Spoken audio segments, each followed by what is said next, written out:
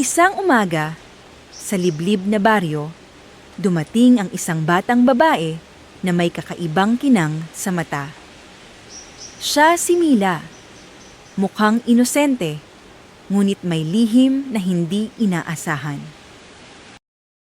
Agad na tinanggap ni Mang Lito at ni Aling Sabel si Mila bilang kanilang anak na hindi nila inaasahan na darating. Sa kabila ng kanilang kahirapan, namumuhay silang puno ng saya at pag-asa sa payak na tahanan na kanilang pinagsaluhan. Ngunit nang dumating ang gabi, ang katahimikan ng baryo ay napalitan ng kakaibang lamig at takot. Nang sumikat ang araw, natuklasan nilang may nawawala.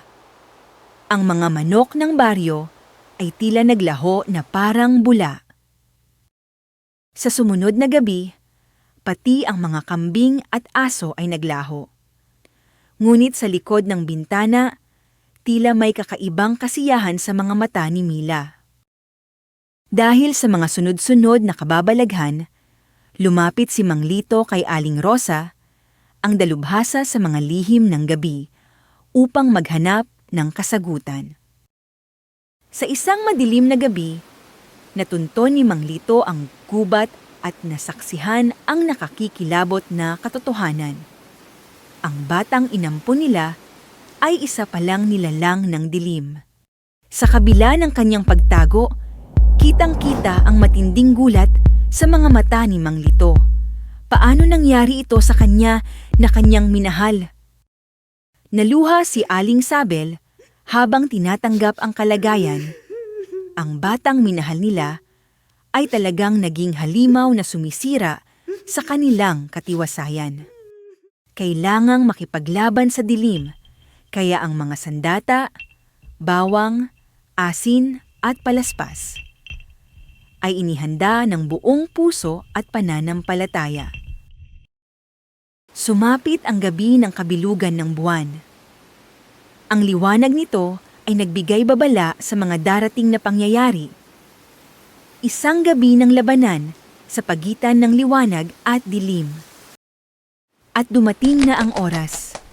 Si Mila na ngayoy miganap ng aswang ay lumitaw na may nakakatakot na anyo. Isang nilalang na naghahasik ng takot sa bawat sulok ng gabi. Nang magtagpo ang liwanag at dilim, hinarap ni Aling Rosa ang panganib. Itinaas niya ang palaspas at winisikan si Mila. Isang laban na may kalakip na dasal at pag-asa. Kasabay ng labanan, sabay na tumulong sina Mang Lito at Aling Sabel. Ang kanilang tapang at dasal ay nagbigay ng pag-asa sa bawat puso sa baryo. Sa kabila ng kanyang puwersa, napagtagumpayan ng liwanag ang dilim. Sumigaw si Mila sa sakit at bitbit ang kanyang kabiguan. Dahan-dahan niyang tinahak pabalik ang landas ng gubat. Pagkasapit ng umaga, muling sumilay ang liwanag sa baryo. Sa kabila ng mga mangikian ng mga pagsubok, nagbukas ang panibagong araw, isang paalala na sa dilim man, laging mananaig ang liwanag at pag-asa. Hindi lahat ng mukhang inosente ay dapat agad pagkatiwalaan. Sa mundong puno ng kababalaghan, mahalaga ang pagiging mapagmasid at maingat. Ang kabutihan, kapag sinamahan ng tapang, ay laging mananaig laban sa kasamaan. Thanks for watching.